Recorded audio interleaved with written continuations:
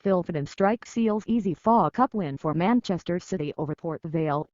Manchester City's plight in the Premier League means the double treble is unrealistic, but their quest to become the only club to win both domestic cups in successive seasons continues.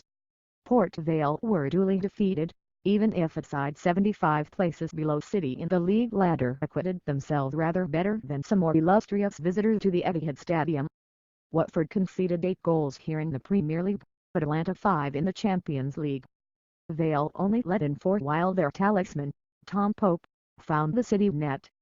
A starting 11 assembled at a cost of nothing helped bank some £300,000 and reputations were enhanced. Oleksandr Zinchenko, Sergio Agüero, Taylor Harwood-Bellis and Phil Foden nonetheless ensured the favourites progressed. City, often criticised for giving young players too few chances, could savour the sight of 2 teenagers and lifelong fans on the scoresheet. "Of course it is important for Taylor and Phil," said Pep Guardiola, though he was quick to point out they were selected on merit, rather than for sentimentality. "It is not because they are English players. We don't give presents." That nevertheless amounted to a day to remember for Harwood-Bellis. The 17-year-old became the youngest Englishman to score for City since Micah Richards, even if he knew little about his first senior strike. Vale will recall it more for the actions of a man twice his age and with more than a century of goals to his name. Pope's mischievous tweet last summer that he would score 40 goals a season if he were up against John Stones every week formed the backdrop. Guardiola set out the duel by recalling the England defender.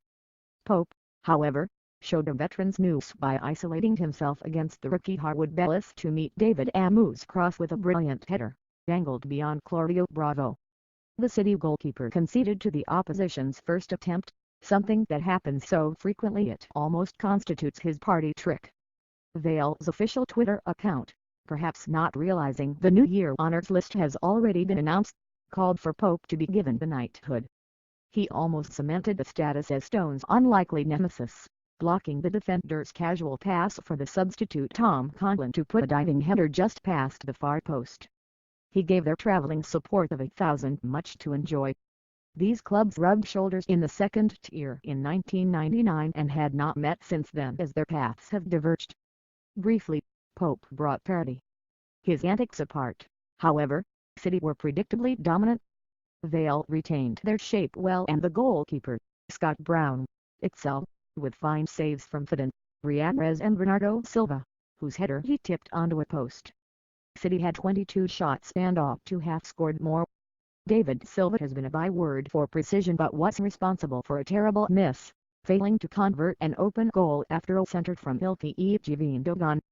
The German's passing verged on the majestic as he sprayed the ball around with elegant incision, but it took a stroke of fortune to give City the lead.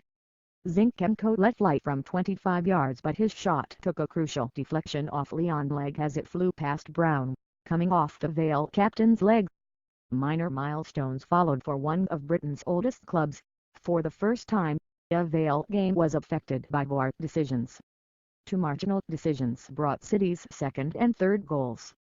Agüero bundled the ball in after Gundogan's delightful chipped pass and Foden's volleyed centre, with the youngster ruled just onside.